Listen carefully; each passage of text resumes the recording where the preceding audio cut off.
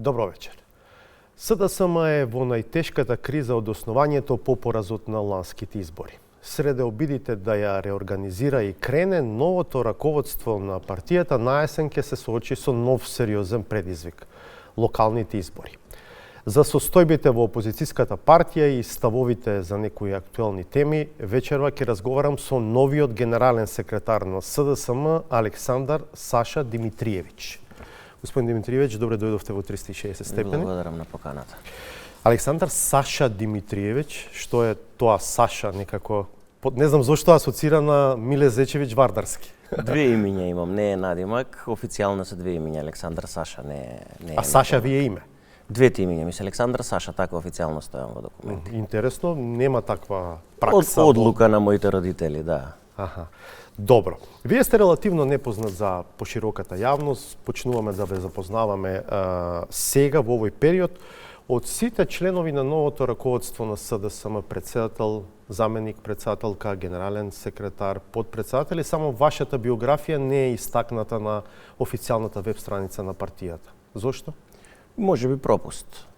Пропуст. Јас сум по професија дипломиран економист, 31 да бидам година. саркастичен, не е дека немате што да напишете таму, така? Не, грешка е. Аха. Добро.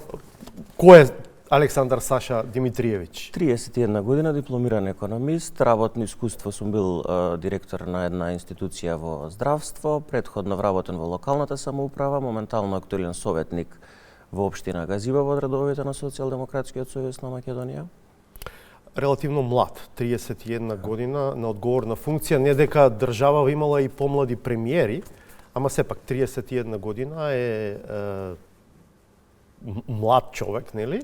Доаѓате на многу одговорна позиција во партијата. Се чувствувавте ли компетентен, способен, со доволно капацитет да ја преземете таа одговорност? Голема е одговорноста да се биде генерален секретар на СДСМ, независно од годините. Но да, на моите години чувствувам голема одговорност пред се према членството, бидејќи Социјалдемократскиот сојуз на Македонија сега е во една тешка ситуација во која што јас како човек кој што се градел внатре во партијата од најниски скалила, почувствував потреба дека треба да ја прифатам шансата која што ми е пружена. Да, од кога сте во СДСМ? Од мои 18 години, од 2011 година, претходно бев активен, но нормално бидејќи немаше опција за членска книжка, од 2011 година официјално имам. 2011-та пред изборите влеговте во партија? Пред изборите. Да. Пред изборите во јуни, тогаш во јуни беа избори. Некаде поразот на СДСМ на тие избори беше околу 60-70 илјади гласа, ако добро се сеќавам, лидер е Бранко Црвенковски. Што е тоа што ве донесе во СДСМ? Имате семејна традиција на членување во партијата? Не, немаме. Пред се идеолошки се поистоветувам со социјалдемократската идеологија и во тој момент кога се зачленувам во СДСМ решавам како млад човек да не седам на страна, туку да учествувам во процесите. Многу мои другари на тие години си го бараа чарето надвор од државата, се со цел да не бидам јас еден од нив и да помогнам нешто во тој поглед, се решавам да се приклучам во политика. Кога велите себе си се идентификувате со социјалдемократската идеологија, на што пред се мислите од корпусот социјалдемократски вредности? Видете, левицата е секогаш во делот на економија, во делот на правда на работниците, правичност, че дефинитивно во тој дел и во тоа време кога се зачленувам во Социјалдемократскиот сојуз на Македонија има еден сериозен порив на ВМРО ДПМН за слобода, за демократија, кој што се обидуваат да го задушат, така да тие се некои причини поради кои што влегувам во политика. Во моментот левицата е во голема криза на глобално ниво. Еве доволно е да ги споменеме САД, да речеме, каде што на последните председателски избори демократите доживеа пораз, Германија овој месец оди исто така на избори. СПД веројатно ќе ги загуби изборите, ќе заврши, ако се точни анкетите, некаде како трета партија во Бундестагот. Што мислите вие, кои се причините за кризата на левицата? Видете, дефинитивно во светски рамки, но и кај нас, десницата нуди некои решенија кои што моментално се неодржливи. Кај нас, ако видиме, десницата на последните избори ветуваше брда и долини, гол популизам, нешто што сака народот да слушне, на што додека ние како левица, како левичарски како социјалдемократи дававме конкретни решенија, моментални кои што може да се издействуваат. Еве кај нас Зошто тоа луѓето не го препознаа, да речем? Или ајде сега да го дополнам прашањето. Зошто СДСМ доживеа толку тежок пораз на изборите според вас? Комплексна е состојбата за поразот на СДСМ и не може една причина да издвоиме. Внатре во партијата, во разговорите со членството, во разговорите со симпатизерите имаме детектирано повеќе причини кои што придонесоа за таков пораз.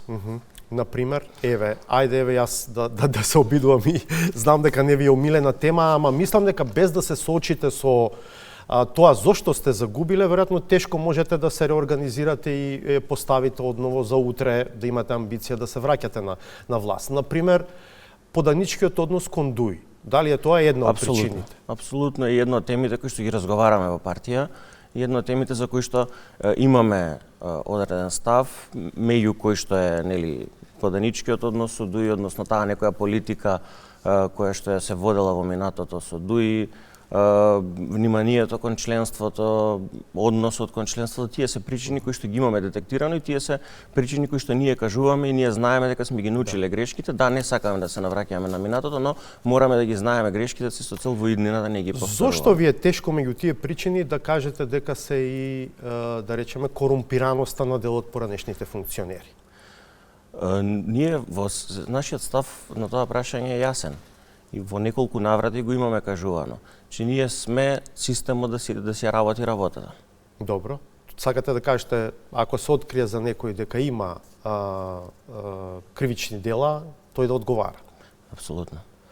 А имаше ли корумпирани функционери за време на вашето владење со ДУИ? Видете, јас не би навлагал во нешто што не е моја работа, но се што е како процес со презумпција на невиност и се што само сме против тоа да бидат јавно линчувани луѓето, без при тоа да има постапка во која што ќе имаат право на фер докажување. Например, што мислите за случајот во кој што директно е имплициран поранешниот прв вице-премиер Артан Груби и неговото бегство? Видете, јасна е тенденцијата на ВМРО-ДПМН, на Артан Груби и на ДУИ во тоа што се случи. Че имаме и докази и дека они го пуштија Груби да излезе од Македонија. А вие сте убеден дека дозволено му е да избега? Па видите, треба да одговорат каде е. Каде и зошто не се процесираше тој случај. Ќе видиме, претпоставам дека ќе се процесуира, затоа што јавното обвинителство води истрага.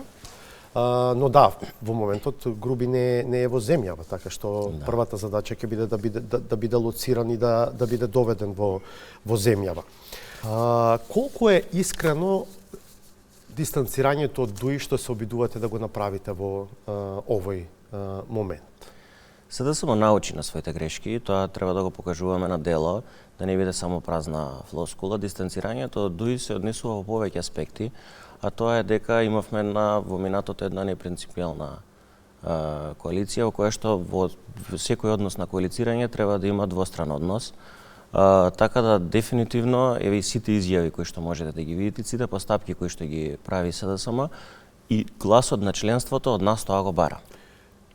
Тоа е, како да кажам, изнасилен процес или е искрен процес? Знаете зошто? Затоа што до вчера бевте заедно во владата. Ретко кога, дали воопшто некогаш прашање дозволувавте да падне прашинка врз партнерот, независно дали вие врз некој од ДУИ или ДУИ врз некој од вас. За сега да гледаме дека се обидувате на вистина на многу очигледен начин да се дистанцирате од ДУИ. Кога сте искрени, знаете? Тоа е прашањето. Ги научивме грешките од минатото и односот со ДУИ и воопшто односот на такво коалицирање нема да се повторува во иднина. Го слушаме лидерот Венко Филипче како вели дека воопшто не размислувате за евентуална соработка со ДУИ на следните локални избори. Но моето прашање би било во услови кога ВМРО-ДПМН и ВЛЕН ќе соработуваат. Тоа го најавуваат отворено и очекувано е веројатно затоа што се заедно во владината коалиција. Вашето одбивање по секоја цена да не соработувате со ДУИ, нели и дополнително ја слабе е вашата позиција? СДСМ ќе даде конкретна понуда за изборите и во таа понуда граѓаните ќе видат решенија, независно од коалициите на следните локални избори, СДСМ ќе излезе со недобрата понуда и со недобрите кандидати. Дали размислувате за коалиции сепак? Например, дали би соработувале со левица? Со левица имаме диаметрално различни ставови по одредени прашања и во моментов не ја разгледуваме опцијата за коалицирање со левица. Со други партии? Со други партии секако СДСМ си има традиционални коалициони партнери, секој кој што може да придонеси, секој кој што со кој што би можеле да изградиме принципиелна политика и принципиелна коалиција, тоа ќе го направиме. Кога ги спомнуваме локалните избори, со какви очекувања влегувате во тој процес? СДСМ ќе започне една широка процедура и еден широк процес на слушање на членството и на симпатизерите во однос на потребите и во однос на кандидатите и во однос на изборните програми. Ќе понудиме во програмите сериозни решенија и ќе излеземе со најдобрите кандидати кои што би можеле да ги извадиме. Следните локални избори ќе бидат првиот предизвик и првиот тест за раководството и за цела СДСМ комплетно. Што ќе биде за вас успех на локалните избори? Како ќе дефинирате успех? Секако дека подобар резултат од тоа што го имавме во минатото. Од парламентарните, мислите? И или од парламентарните и од минатите локални избори. може да се случи да не добиете ни едно градоначалничко место? Ако ги гледаме сега анкетите, ВМРО е во тројна, дури 4 пати поголема предност можеби на анкетите од вас. Видете, видовме во изминатите 3,5 години што значи владењето на ВМРО ДПМН на локално ниво. Не треба многу да земаме широки примери, земете го град Скопје како примери, политиката која што ја води ВМРО ДПМН во град Скопје, така да верувам дека граѓаните ќе го препознаат тоа на локалните избори. Како ќе се поставите во Скопје? Да речем. За градот Скопје ќе имаме една широка дискусија околу тоа кој би бил најдобар можен кандидат и веќе работиме на изработка на одредени програми кои што ќе ги таргетираат сите овие ситуации, сите овие хаотични состојби во градот кои што сме сведоци во изминатите 3,5 години, а сите се резултат на препукувањето помеѓу ВМРО ДПМН и нивната градоначалничка Данела. Во ВМРО ДПМН не го кријат, има внатре-партиска трка за тоа кој да биде нивниот кандидат за градоначалник на Скопје. Предпоставувам, антиципирајќи дека тој ќе биде и најсериозниот кандидат за градоначалник на главниот град утре. Ги гледаме Орце Георгиевски, министерот Златко Перински, градоначалникот на Газибаба покажуваат отворена амбиција. Кај вас кога може да ги очекуваме имињата?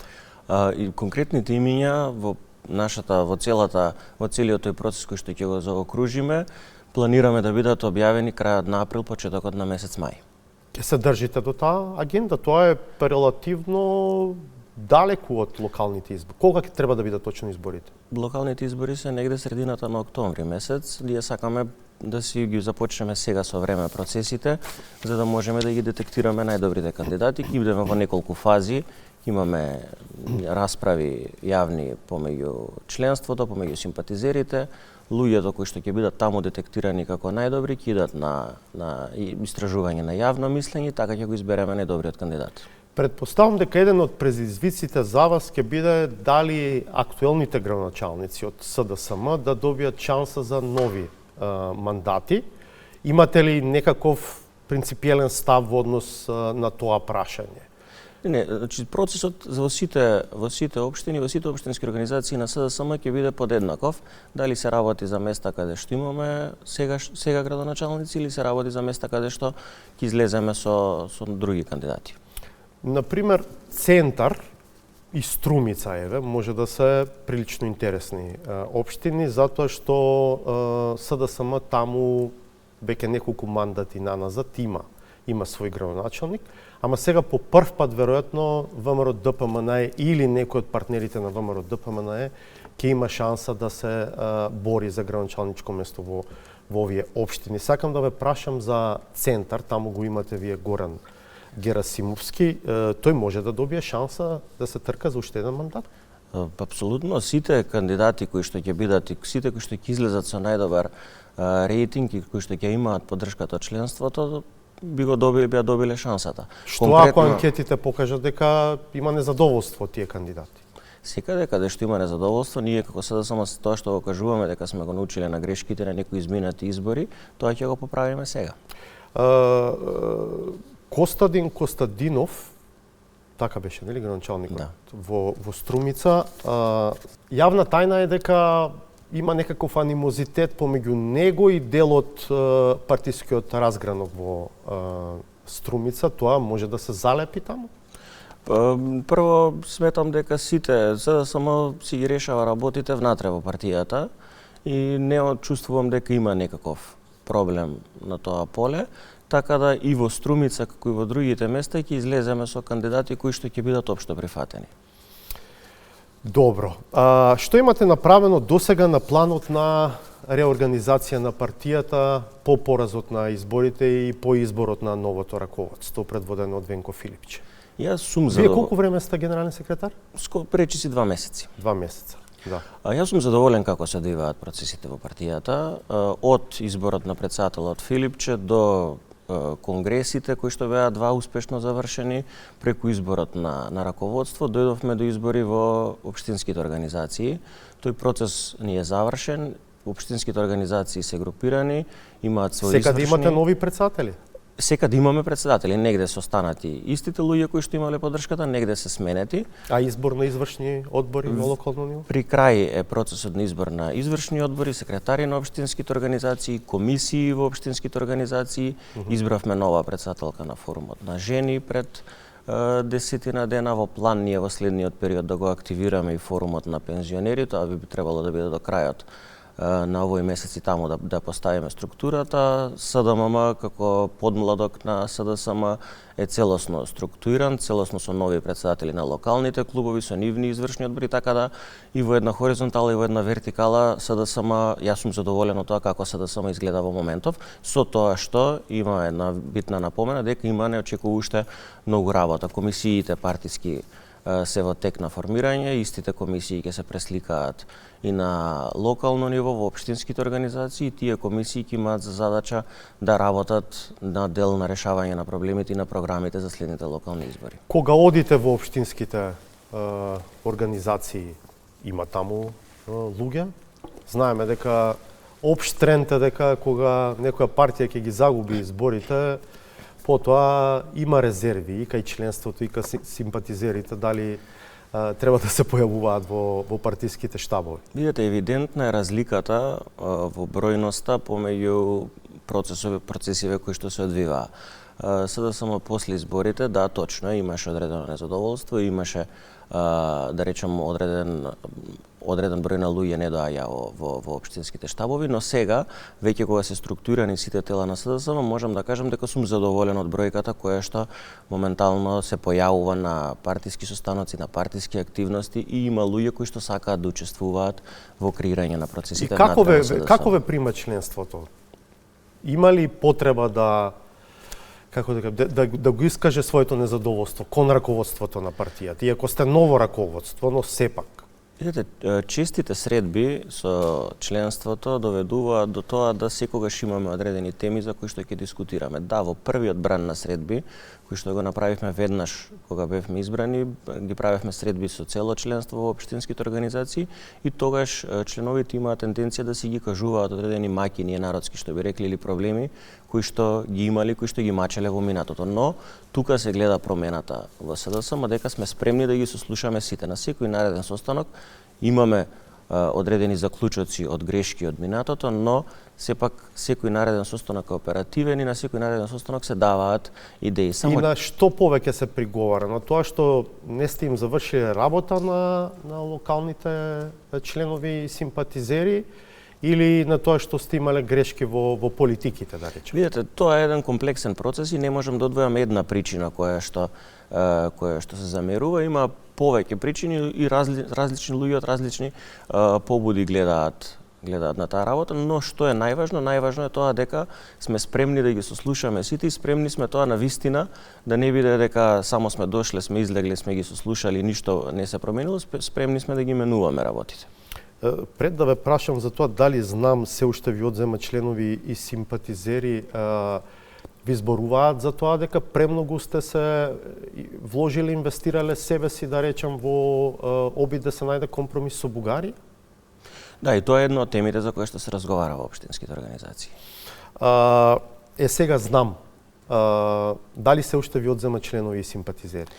Ете, знам е една политичка партија заснована на клиентелизам и тука не очекувам... Има ли партија што не е заснована на клиентелизам во Македонија? Не очекувам тука дека тој процес и сето тоа што се случува во знам ќе трае долго време.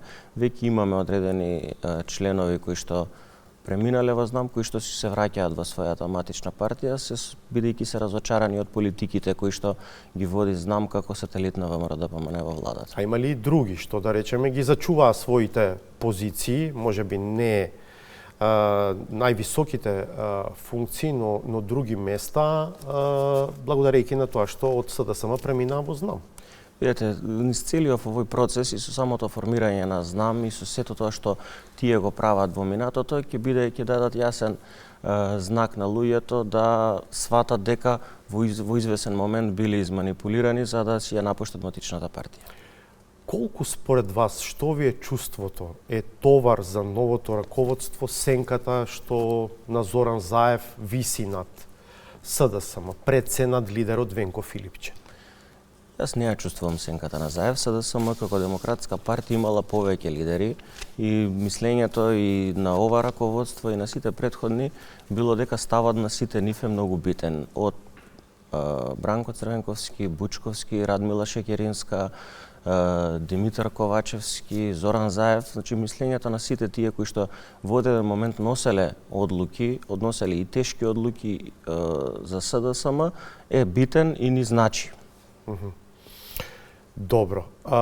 Сега сакам да прокоментираме дел од актуелните теми во општеството.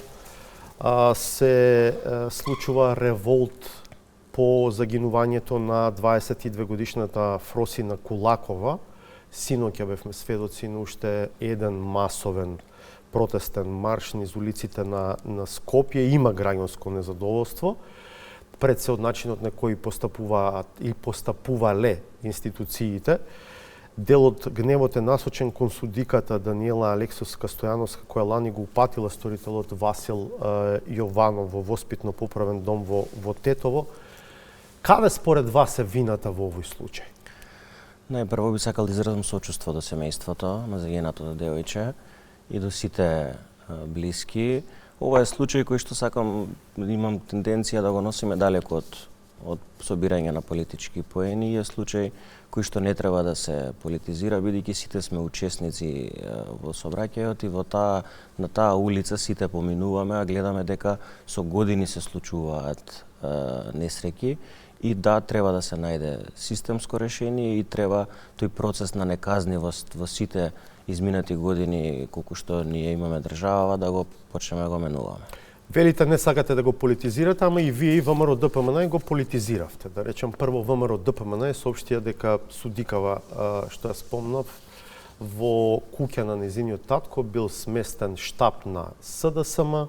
Вие на тоа одговоривте, очигледна е близината на судиката со ВМРО-ДПМН, избрана е 2012-та, станува збор за судика од тефтерчето на Гордана Јанкуловска, а искрено разговарав со нејзини колеги, вела дека се работи за редок професионалец, принципиелен судија кој што тешко може да се сместува во табори.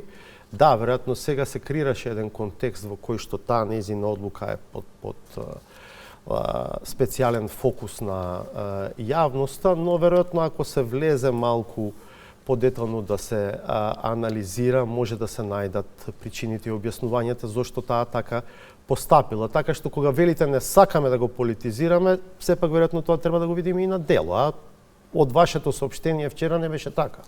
Видете, ВМРО-ДПМН се обиде уште од самиот старт да добие политички поени на оваа трагедија.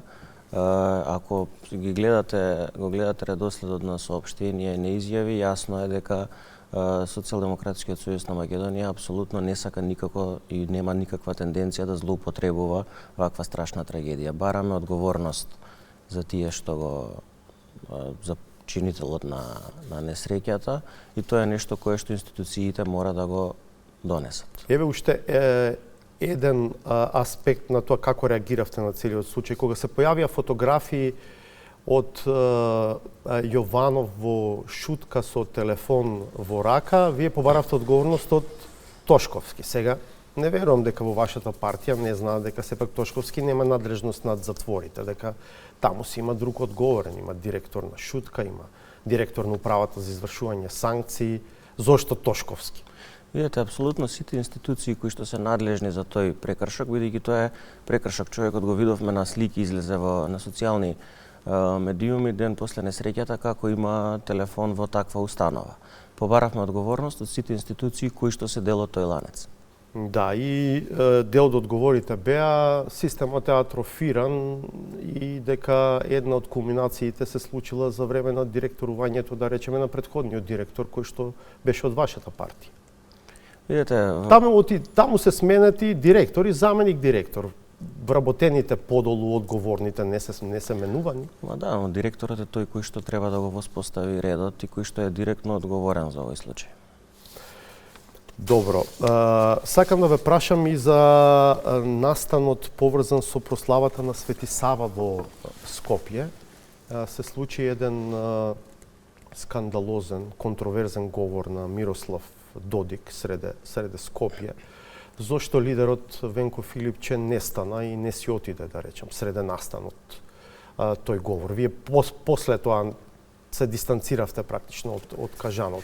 Председателот Филипче веднаш потоа имаше јасен став околу тој, го осуди тој настан. Тука закажаа службите каде што пред се треба да знаат кого покануваат на такви настани. Мене ми е многу жал што таков еден настан за целата српска заедница се злоупотреби од одредени луѓе да се пратат такви пораки од тој настан, но СДСМ и председателот Филипче веднаш после тој настан имаа јасна порака околу тоа што мислиме за настанот. Вие не знаевте дека Додик ќе биде на настанот? Тие што го поканиле требале да знаат и да направат проценка дали и какви пораки би можело да испрати таков тип на човек на таква прослава, која што па ќе кажам, на жалост за припадниците на српската заедница тука им се уништи настанот. Кога сме кај тоа што се случи со прославата на Свети Сава, речи си да нема настан без инциденти или контроверзии. Да речем, пред 2 години на настанот беседеше контроверзниот, јас ќе го наречам, Драгослав Бокан. А нашата политичка и општествена елита упорно оди на тие настани. Зошто како општество не ни пречи, да кажам, тој патерналистички однос на Белград кон Скопје, односот кон нашата земја како кон стара Србија? Секоја втора недела во политика ќе се појави некоја колумна во која што оваа територија се означува како стара Србија, а Скопје како царски град. Видете, во однос на прославите во изминатите години, идењето на прослава на одреден етникум во Македонија е израз на почит према тој етникум и сметам дека да, треба да се присуствува, но сметам дека ваков тип на инциденти, ваков тип на изјави треба да се превенираат. Околу изборот на нов состав на Советот на Агенцијата за аудио и аудиовизуелни медиумски услуги, моето прашање би било зошто СДСМ реши да го поддржи составот за кој веќе има реакции од новинарските здруженија, дека е очигледно резултат на партиско-политички договор, а не на избор на најдобрите од пријавените на тој конкурс. Видете, во тој дел имаше јасни забелешки од страна на Европската комисија дека членовите кои што се дел од тој совет и од таа агенција им истечен мандатот, се со цел да направиме една функционална агенција, една функционална целина, сметавме дека во овој момент е подобро да се изберат. Дури и ако не се професионалци во прашање, бидејќи свесни сте за укажувањата на еснавските здруженија дека станува збор за луѓе кои што не се најдобрите од предложените. Имаше расправа во собранието по тоа прашање, мислам дека пред неколку месеци. Се разговараше за тоа и ние сме на ставот дека во моментов е потребно да има полн состав тоа комисија. Знаете што е, да речем, интересно и чудно зашто СДСМ се решава за ваков потек, затоа што законот за тоа како се избираат членовите на составот на агенцијата, па и на програмскиот совет на Македонската радио и телевизија беше сменет во ваше време, во ваш мандат, и тогаш беше поставен услов за избор со двотретинско, а мислам и со бадентерово мнозинство во собранието на членовите. И тоа демократски вака изгледа како добар потек. Но во ваше време вие не успеавте да ги смените составите. Истечените мандати на составите на двата совета не е сегашна тема, разбирате, мислам, таа е стара тема. Зошто да речам тој аргумент не успеавте да му го наметнете на ВМРО-ДПМН тогаш, па тогаш да ги изберевте советите?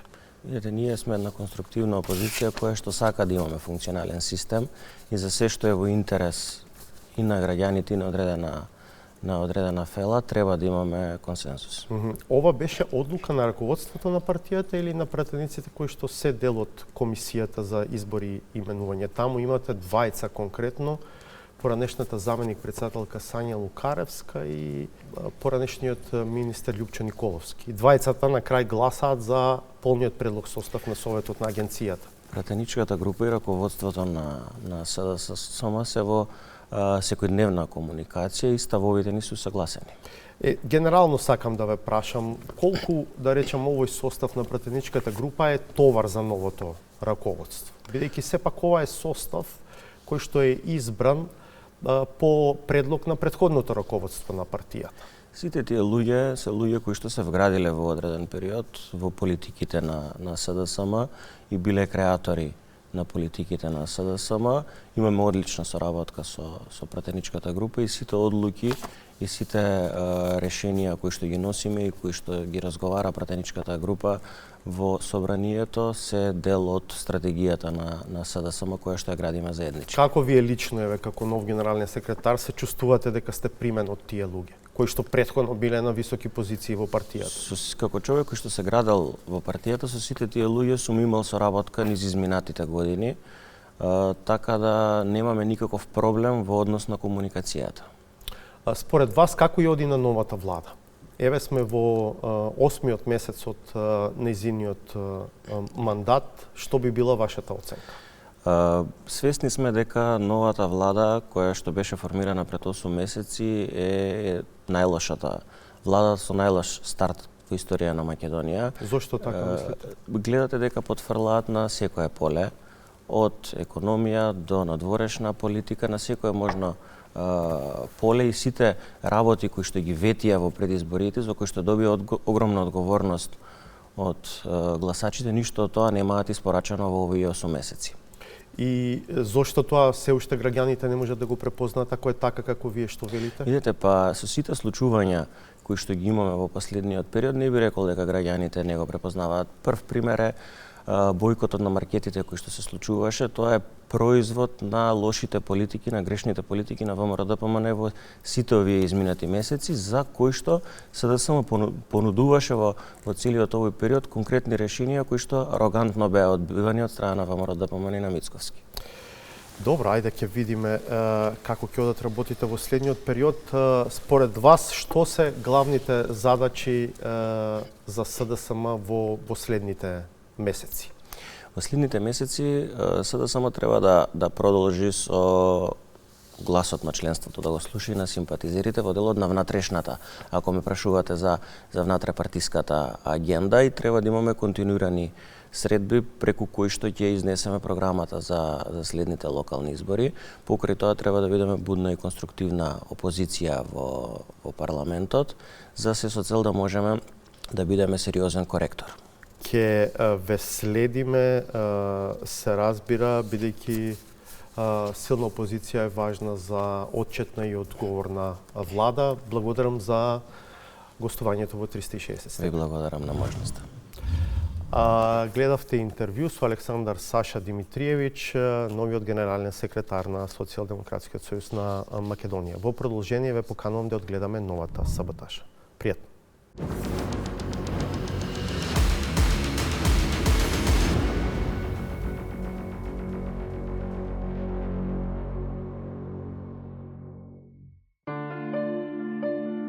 Данокот на најавеното отсуство на филозофијата, етиката и логиката од гимназиските курикулуми се плаќа авансно.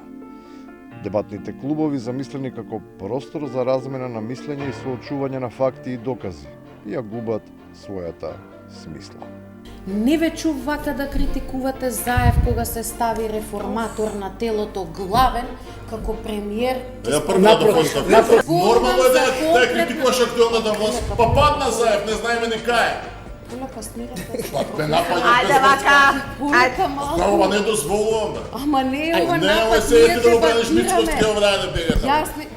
Да се бега и нема баш каде оти ништо повеќе не е исто. Се е скарано со досега познатите закономерности и категории и препуштано на правење на нови множества со само една непроменлива.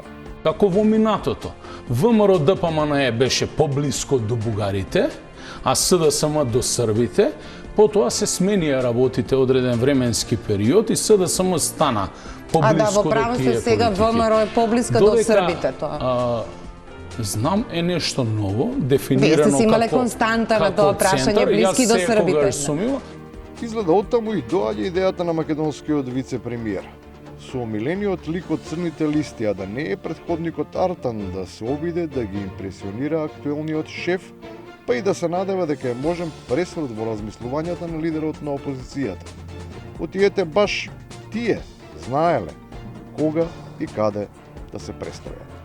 Предност е и на председателот Вучич и на председателот Додик и на српскиот народ генерално, што најголемата поддршка во Европа Доналд Трамп имаше од српскиот народ. Може би ова изгледа како исклучителен потек, но за да се дојде до него сепак е потребна мудрост, а за да се спори со такви аргументи, веројатно мора да се учи од оние кои уште во антиката биле предодредени да водат. Основата на сето знаење, како што досега било познато, е филозофијата. Критично мислење. Децата првенствено се соочуваат кога почнуваат да учат математика. Математиката не е собирање и вадење, множење и делење. Математиката е мислење. Математиката, како и филозофијата, се разбира се од исклучително значење, особено во политиката. Таму 1 и 1 не се 2, па затоа и полесно се објаснуваат суштинските разлики во мислењата кои влијаат на перцепцијата, како база за три. На минимална плата не се добиваат и губат избори. Се добиваат и губат избори на играње фудбалчиња, во канцеларија и баскет. Така се добиваат и губат избори. Има веројатно и други причини, но барем се гледа дека опозицијата се труди да го подобри впечаток. Греши, ама се труди. Се лаже ДПМНЕ ако мисли дека некого може да замолчи. Граѓаните имаат мака да... Уште еднаш може?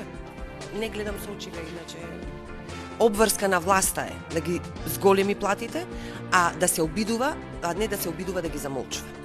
Тоа е... Чекай, грешка имаат. Види, гледај, види. Може? Може. Тоа е уште една скандалозна изјава на Трајко Славевски. И на крајот, пак од почеток. Јас за себе знам една работа. Нигде немам молено за ни една функција. А ја молам за функција, тоа се не Јас не ве спомнам вас, вие зашто се пронајдовте пак, не ми е јасно. Сега немој да сме тука паднати од Марс. Никој не може да падне од Марс. Оти таму, се уште никој не летнал за да би паднал. Додека братот Маск не најде решение, без премногу филозофирање. Важно е да се биде барем цврсто на земја.